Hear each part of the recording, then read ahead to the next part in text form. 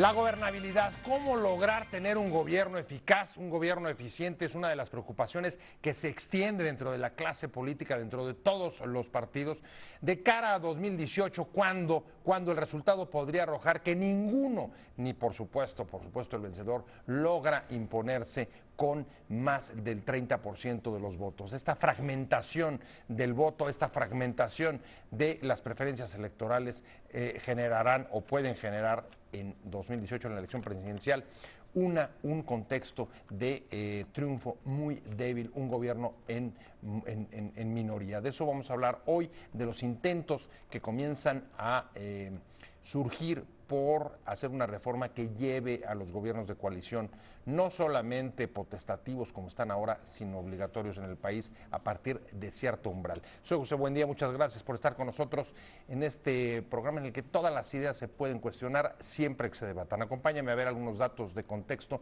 y venimos aquí a nuestro foro a hablar con dos especialistas, con dos miradas críticas sobre este tema. Los presidentes de la mesa directiva de la Cámara de Diputados y de la Junta de Coordinación Política, así como los vicecoordinadores del PRD, propusieron reformar los artículos 74, 76 y 89 de la Constitución para conformar gobiernos de coalición ante la posibilidad de que ningún partido gane la presidencia con más de 30% de los votos. La novedad de su propuesta es que, a diferencia de otra reforma de 2014, pretende lograr que la formación de coaliciones de gobierno sea una obligación del presidente electo cuando en alguna de las dos cámaras no tenga la mayoría absoluta. En la clase política se extiende la preocupación por cómo poder gobernar después de 2018, gane quien gane la presidencia ese año. No es un problema menor recibir un país invertebrado por la violencia y el crimen, la falta del crecimiento, el aumento de la pobreza y la necesidad de remodelar el Estado, sin respaldo minoritario de las urnas. Pero sobre todo, la iniciativa trata de atajar el problema de la gobernabilidad en un contexto de pérdida de representatividad de los tres grandes partidos y de fragmentación política por el aumento de ellos, la fuerza del ascenso de una cuarta fuerza con Morena y de los independientes. Los candidatos y legisladores de los principales partidos temen a la ingobernabilidad a la que conducirá una parálisis política por la falta de mayorías claras y estables en el Congreso. El próximo Ejecutivo no quiere naufragar en la ineficacia por la falta de capacidad, voluntad y liderazgo para acuerdos con el Legislativo cuando el partido del presidente no tenga la mayoría en el Legislativo. ¿Es viable una fórmula de gobiernos de coalición en un sistema presidencial? ¿La propuesta se trata de una ilusión? El presidente Enrique Peña Nieto dijo que en su opinión en el país los gobiernos de coalición son una ficción. El expresidente del IFE, José Woldenberg, el expresidente del PRI, Manlio Fabio Beltrones, y el senador panista Roberto Gil Suart coincidieron en la necesidad de establecer la segunda vuelta electoral y los gobiernos de coalición, con el fin de generar condiciones de gobernabilidad. Beltrones señaló que el modelo político de México está agotado, pues hay una fragmentación de tres opciones y una cuarta que viene emergiendo que nos está avisando que nos debemos preparar para una nueva gobernabilidad. El senador panista Roberto Gil Suart sostuvo que el modelo político está absolutamente agotado, ya no funciona, porque si hace algunos años el PRI, PAN y PRD representábamos el 90% de la representación, hoy en día no llegamos al 60%. Hemos perdido entonces esa representatividad de la que gozábamos. Gracias por estar con nosotros en Opiniones Encontradas. Vamos a entrarle a un tema que a usted le va a interesar, sobre todo de cara al 2018, y es el tema, los intentos o las propuestas de reforma que ya incluso han llegado a el Congreso sobre los gobiernos de coalición. ¿Es una ficción, como los tildó el presidente Peña? ¿Pueden generarse, pueden darse gobiernos de coalición dentro de un sistema presidencialista como el que caracteriza a nuestro país? De esto vamos a hablar y me da muchísimo gusto que esté con nosotros hoy aquí en Opiniones Encontradas. Fernando Blausarán, como siempre, Fer, un placer tenerte. No, encantado de estar contigo, Pepe, además en tu nueva casa, encantado. Primera vez que vienes acá, ¿verdad? Sí, la otra vez todavía tenía que ir ahí por Bucareli. Exdiputado del PRD, pero déjame decirle, de los más leales que ha estado en este programa desde que empezamos. No nos ha abandonado ni un solo segundo. Muchas gracias. Encantado. Jorge Javier Romero, muchas gracias. Coco, qué bueno que viniste. Un placer tenerte aquí. Gracias. Profesor investigador de la UAM, además una larga historia en partidos políticos, causas, ¿qué más te digo? Pues ¿Qué más le agregamos aquí al historial? Nada, está muy bien. No, pues coincidimos en muchas causas, Jorge Javier Romero, por eso cuando veíamos que opiniones encontradas, pues... Voy a tratar de ser el disonante aquí, porque si no, no va a jalar esto. Y porque, bueno, lo primero que hay que ver es que pues el país no está bien, hay un problema de gobernabilidad claro. tenemos gobiernos de minoría desde 97, aunque en 97 todavía fue compartido porque el PRI todavía tenía mayoría en el Senado, etcétera, pero esa diferencia en la Cámara pues modificó, y en lugar de aprovechar la pluralidad con toda su potencialidad, pues bueno, tenemos gobiernos que cada vez se desgastan más precisamente porque no tienen mayorías estables. Más y más porque rápido. los incentivos para la oposición es que le vaya mal al que está en el gobierno, y eso hace además que el gobierno pues busque usar todos los programas de gobierno para fortalecerse a ellos mismos. Entonces se ha generado una dinámica perversa. Entonces, si hay un problema de capacidades, si hay un problema de mala conducción, si hay un problema de errores, pero también hay un problema estructural. O sea, coincides con Manlio Fabio, está agotado el sistema. Manlio Fabio coincide con nosotros.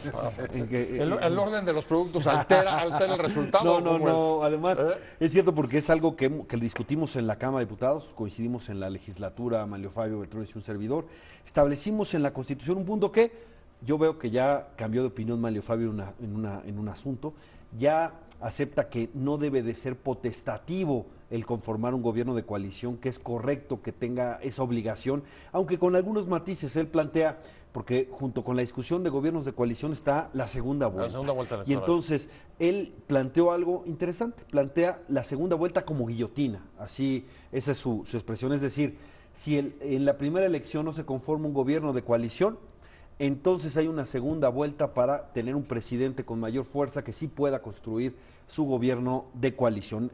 Pero estamos viendo, lo que sí es que hay que hacer el cambio de régimen. Este régimen está agotado. Ahorita regreso contigo, pero eso no es lo que traía la iniciativa del PRD, ¿no?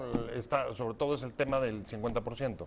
El que no obtiene el 50% irías a un gobierno obligatorio. Sí, esa sería nuestra propuesta. Estamos hablando de lo que él propuso en el foro que hicimos, que es interesante. Lo que hemos nosotros dicho, obviamente, es si no tienes mayoría automática calificada en la Cámara, todavía existe la cláusula de gobernabilidad del 42%. Quien tiene el 42% tendría la mitad más uno de diputados.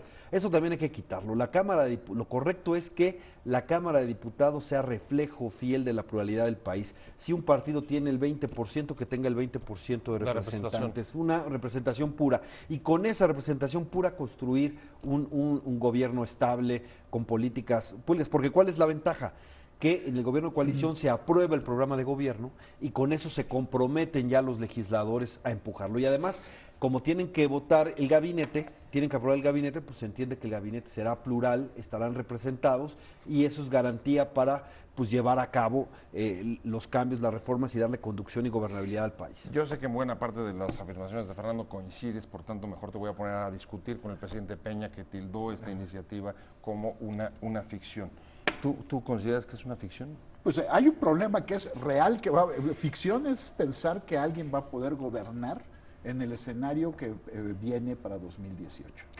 ¿Cuál escenario ves? ¿Qué es lo más probable? Ajá. Lo más probable es que tengamos tres bloques que se repartan más o menos el 30 y algo %. El presidente que gane puede ganar con 30 y pocos % de los votos, y con un Congreso que va a reflejar esa fragmentación e incluso mayor, porque en torno a las candidaturas presidenciales se van a agrupar distintos partidos que después no tienen necesariamente por qué estar juntos en el Congreso, ir juntos en el Congreso. Entonces vamos a tener una enorme fragmentación, y este es un problema del diseño del régimen presidencial desde sus orígenes en la Constitución de Estados Unidos en 1787. Ese régimen se diseñó para tener un ejecutivo débil, totalmente acotado por el Congreso, aunque tenía algunos contrapesos como el veto. Bueno, la gente cree que el presidente de Estados Unidos es muy poderoso. Es poderoso porque es el presidente de la mayor potencia del mundo, pero internamente vean ustedes a Obama. Obama ha sido absolutamente incapaz de pasar una iniciativa relevante desde que se aprobó la ahí está la inmigración, sin ir más lejos. Y ha tenido problemas para el presupuesto, etcétera. Es decir, todos los regímenes presidenciales tienen este conflicto potencial entre ejecutivo y legislativo.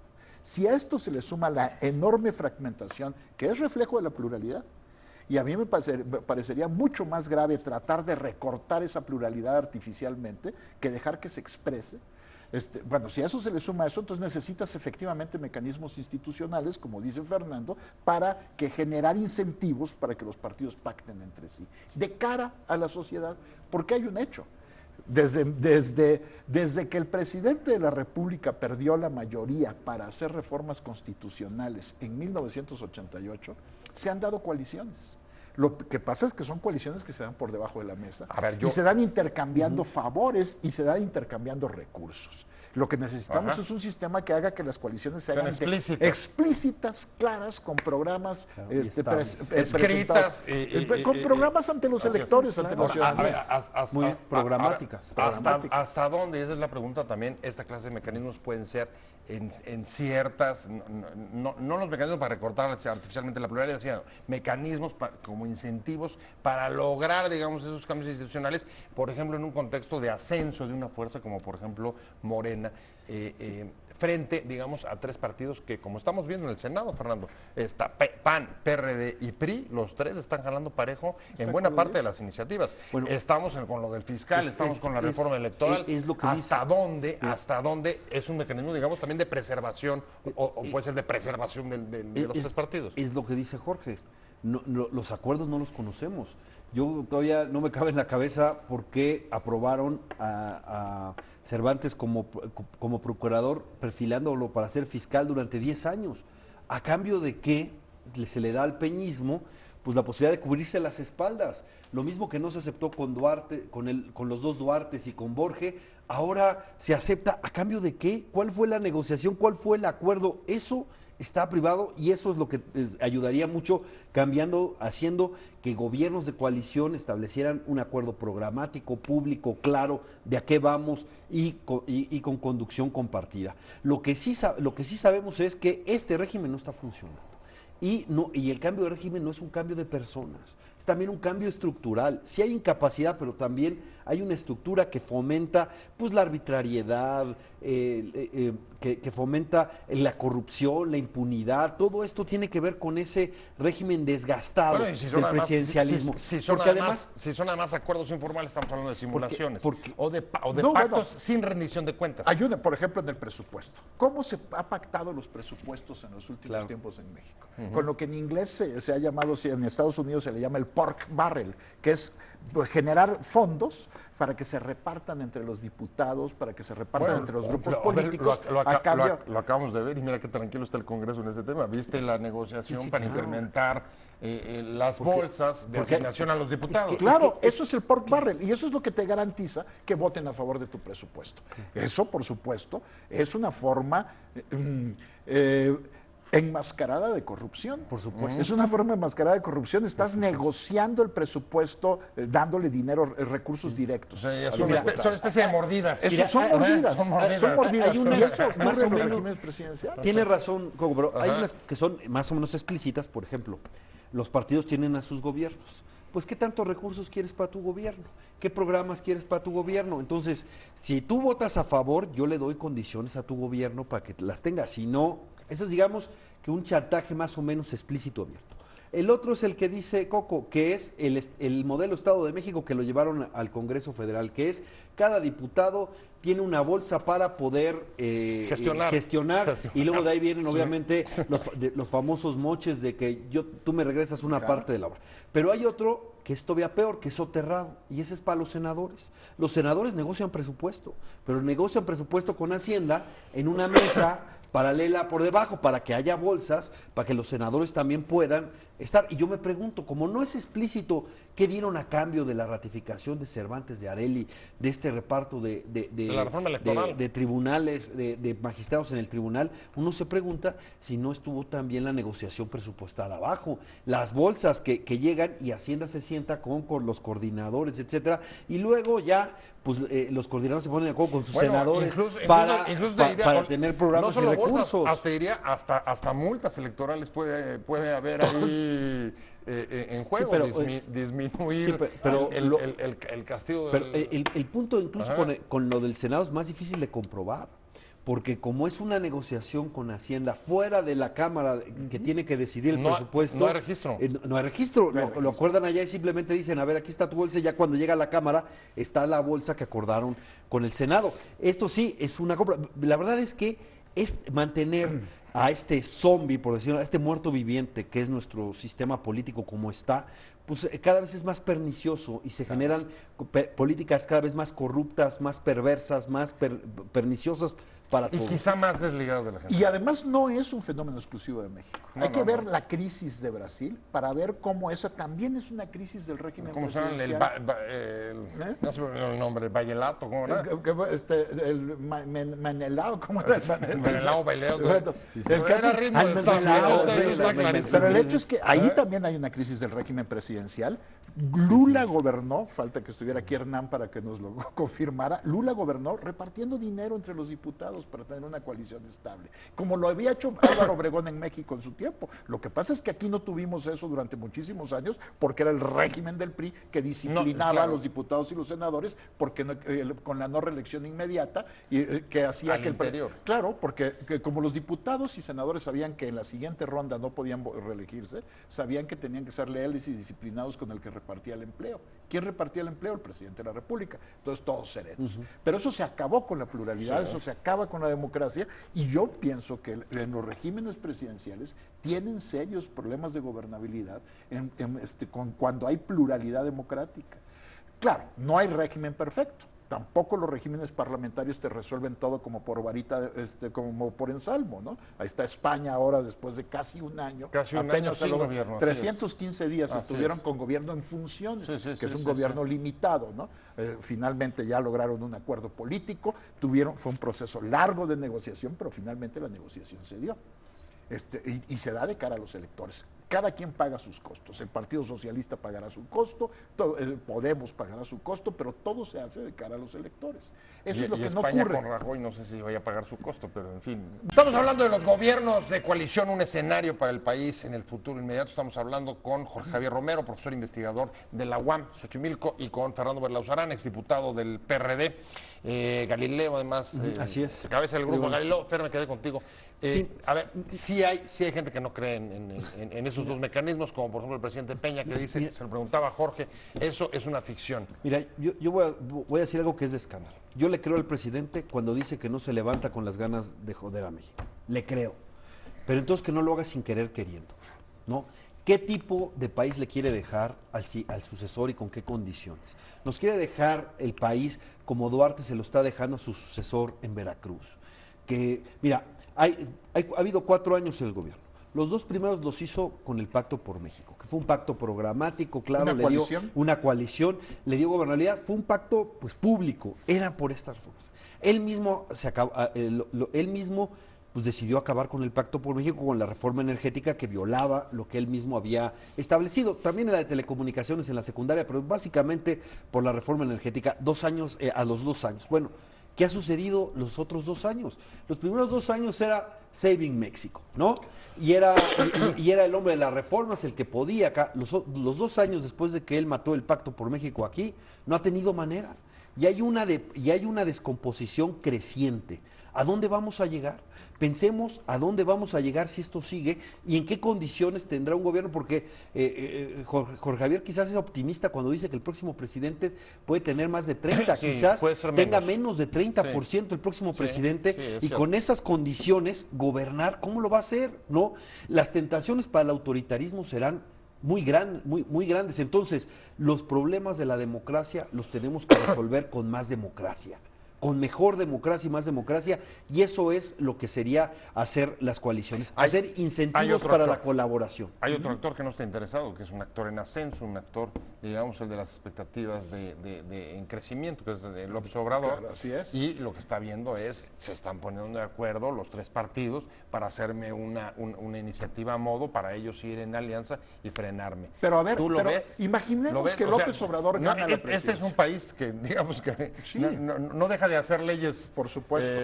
No, Ad hoc, ¿no? ad hoc, sí. No, pero imaginemos que Andrés Manuel López Obrador gana la presidencia en 2018. En el escenario que estamos viendo, evidentemente va a ser un presidente Muy débil. de minoría. Así Que es. pues, tiene razón Fernando. ¿Qué tal si en lugar de 3 bloques se forman 4 bloques y tenemos el presidente con 28% de la votación Así y con una capacidad de tener mayoría en el Congreso mínima? No, absolutamente imposible. Imaginemos que gana. ¿Cómo va a gobernar Andrés Manuel López Obrador?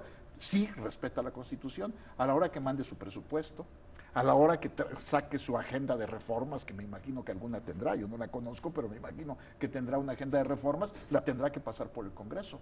¿O qué?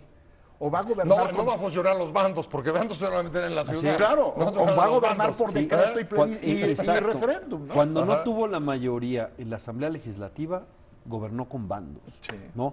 En Acapulco, en parte de su discurso, no solo dijo lo de la amnistía anticipada para corruptos y violadores de derechos humanos, que a mí me parece preocupante porque da un mensaje de impunidad terrible. También dijo que las reformas estructurales las iba a preguntar directamente a la gente. Es decir, no me interesa el Congreso, Ajá. saltar al Congreso. Esa es la experiencia de Fujimori, es la experiencia de Exactamente. Chávez, etcétera. Perdón, es esa, ¿no? Yo sé que se les ponen los pelos parados siempre y cualquier cosa que no les gusta, siempre dicen, es un complot, me quieren detener, lo que sea.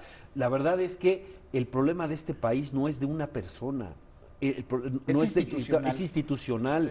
es estructural. Ahora, Mira, a ver, si es institucional, cabe hacer, digamos, introducir esta clase de incentivos, de mecanismos para no recortar la probabilidad y sí fomentar, digamos, los pactos en un régimen presidencial. Yo O creo sea, que se puede hacer un diseño fino. Sí, a pesar del peso que tiene la figura presidencial. Tenemos que aceptar del que presidencialismo mexicano. Pero tenemos que aceptar que el presidente de los viejos tiempos ya es irrecuperable.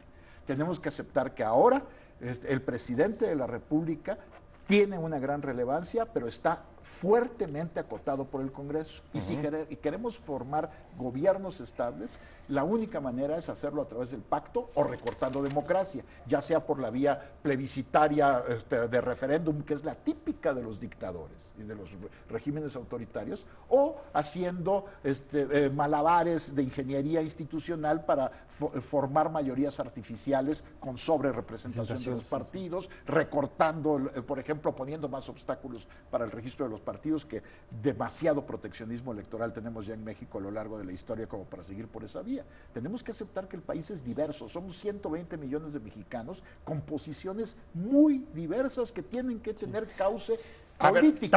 tan diversos que ahí es cuando uno se pregunta, Fernando, qué viabilidad puede tener una reforma de esta naturaleza. Traes al PRI diciendo, el presidente no está de acuerdo.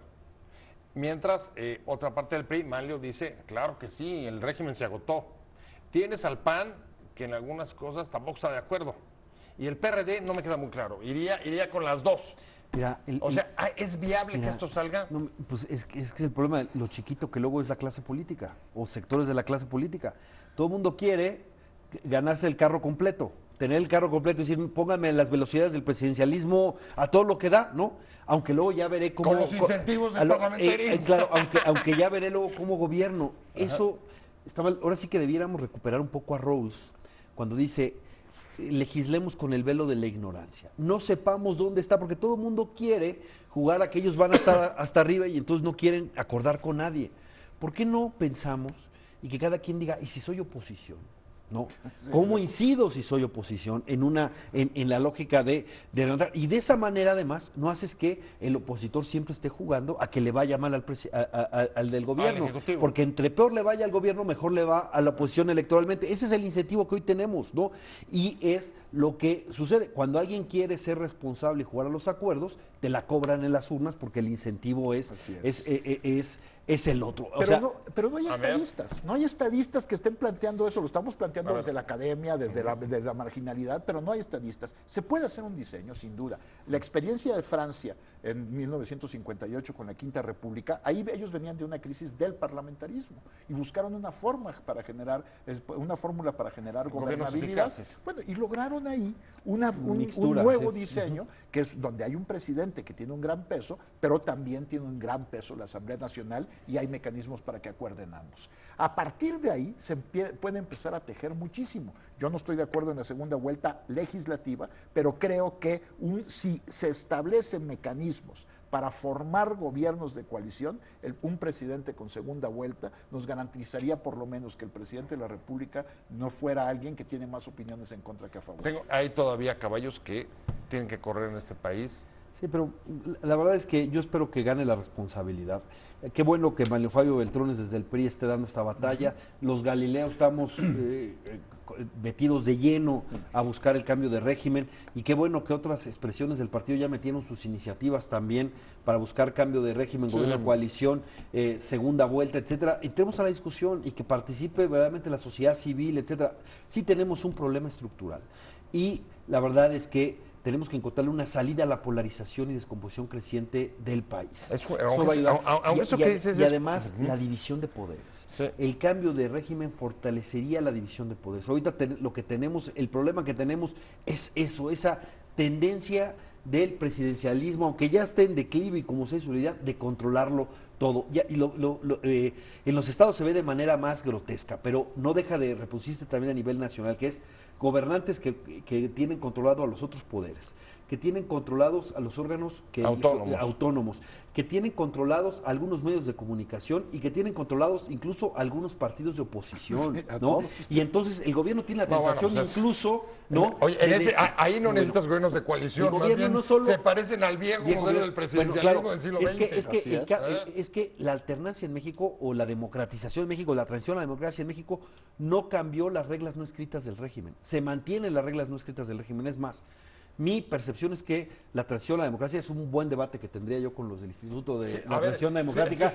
es que el PRI llegó y dijo, ¿quieren el poder? Pásenle a la fiesta. Exacto. Pero pásenle a la fiesta con mis normas no escritas, con mis códigos, y donde es una vía la política para enriquecer. Oye, se trata de cambiar, se trata de compartir, no de cambiar el ejercicio del poder, que no es lo mismo, pero voy contigo. Y a ver, tú decías hace un momento, es que quizá esto no va a cambiar hasta que algunos fracasen, como es los que llevan 3 veces intentando llegar como López Obrador. Pero hay otro factor que también me llama la atención.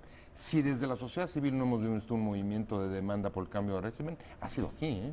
Sí, O sea, ¿verdad? ves por corrupción, ves por transparencia, hemos visto por otros temas, pero por este. No, es un matrimonios tema igualitarios. Es un tema que se etcétera. entiende poco, Ajá. se entiende poco. Y sí se necesita un diseño muy fino. Hace falta que corran los que no han corrido, pues es que el problema del cambio institucional es que los actores se aferran a las reglas existentes con las que saben jugar hasta que hay una serie de fracasos reiterados que provocan el cambio. Sí, no, porque si no se ponen en desuso, o sea, Sí, no puedes pues, correr exactamente. donde no sabes. Exacto. Bueno, pero el caso es que ahora ya resulta imprescindible que los actores políticos se den cuenta que van al despeñadero si no se ponen a diseñar unas nuevas reglas de manera fina. Decía yo lo de la segunda vuelta vuelta tiene que estar, si hay segunda vuelta, esta tiene que estar vinculada a un cambio que fuerce las coaliciones de gobierno, porque la segunda vuelta, sin que existan mecanismos para formar coaliciones, da una falsa imagen de fortaleza que lleva al fracaso. Le pasó a Fujimori, el actual presidente de Perú llegó con el 50% arañado de los votos, pero solo tiene 18 diputados en el Congreso. En eso ¿No va a poder gobernar? En eso coinciden, tendrían que ser las dos, porque si solamente fuera segunda vuelta sería... Y es más importante la formación de coaliciones que la segunda vuelta, pero la segunda vuelta también ayudaría a mejorar las cosas. La discusión, y que me parece interesante que se puso, es si la segunda vuelta se daría de cualquier manera para tener un presidente con el 50% más uno, en el entendido, como dice Jorge Javier, de que en la primera vuelta se constituya el Congreso, porque es cuando uno vota con el corazón, con la convicción. Esa es tu convicción ideológica, esa es la que tienes que tener representada. O la otra, que es la que se planteó por Manlio Fabio Beltrones, que dice que sea guillotina. Si no construyes el gobierno de coalición, entonces nos vamos a una segunda vuelta. Yo prefiero, a mí me gusta más la primera, sinceramente, pero la segunda también está para considerarse y debatirse, discutirse y llegar a un acuerdo. Lo que sí es que no podemos seguir como estamos. Si hay un tremendo desgaste de este sistema, de este régimen, cada vez vamos peor, cada vez los presidentes se desgastan más, están más débiles, tienen un manejo discrecional, pero las prácticas corruptas ahí siguen. Y eso es pues gravísimo, porque uno no ve cómo dice, qué presidente tan débil, pero pone a su fiscal carnal guardaespaldas por una década, ¿no? A pesar de eso, Sí, y es eso una contradicción. y eso es patético. ¿Por qué? Sí, Porque débil tienen con unas cosas, el por otro manejo no. discrecional de los recursos, porque además hay una facultad que tiene el Ejecutivo, que es, aunque el Congreso determine el presupuesto, ellos luego lo pueden modificar a su antojo sin necesidad de volverlo a pasar en el Congreso. Claro, Esa porque- discrecionalidad porque favorece es eso, a la corrupción de los actores. Claro, porque ese es un presupuesto, pero... No, bueno, te es que diría- esto... te diría, de cara, el 18 ya está aquí. allá hasta aquí. No, habría para hacer una reforma de esta naturaleza, estamos hablando de año y medio, Pues, porque luego empieza el periodo electoral. Tú no yo la puedes veo ya muy modificar. cuesta arriba, ¿Tú pero cómo la ves? yo ¿Qué la veo. tiene que pasar, vaya? ¿Qué Pues lo que pasar? tiene que Así pasar. como dicen en la elección gringa, para que Hitler se caiga, tendría que pasar un hecho tremendo. ¿Qué tendría que pasar aquí? No, lo que tiene que pasar es que se vea la amenaza seria de la ingobernabilidad como una cosa que tenemos aquí presente ya. Claro, mientras estén formando coaliciones debajo de la mesa, no de cara a los electores, sino solamente con base en sus intereses mezquinos, pues ahí tenemos coaliciones opacas. El nombramiento de Cervantes es prueba de que existe una coalición opaca.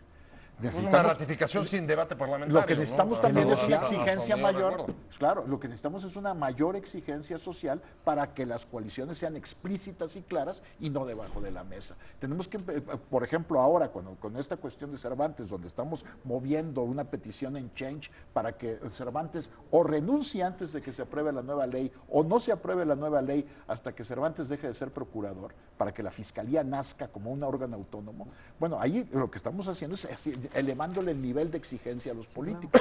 Y eso es lo que tenemos que hacer también con este tema. Subirles el costo, pues. Sí, pues que no haya habido un- El cambio de régimen es fundamental. Que no haya para la habido una gobernanza. transacción de fiscales, porque viene el fiscal anticorrupción, entonces no haya sido de Una una, para ti, cuota para mí, una cuota para ti. Oiga, y- yo por lo pronto tengo que cambiarlos por el siguiente programa porque se me terminó el tiempo. encanta. Les agradezco muchísimo a los dos, Juan Javier Romero, profesor investigador No, de la UAM. excelente. Fernando No, Lauzarán, y te exdiputado doy del un PRD, tema, gracias a los te doy dos. un tema que también le aprendió Jorge Javier. La otra elección en Estados Unidos, marihuana. Ah, vamos a El regresar con 8, eso. el 8 de noviembre. Muchas gracias a usted por haber estado con nosotros. Te invitamos a seguir cuestionando la información con los siguientes videos.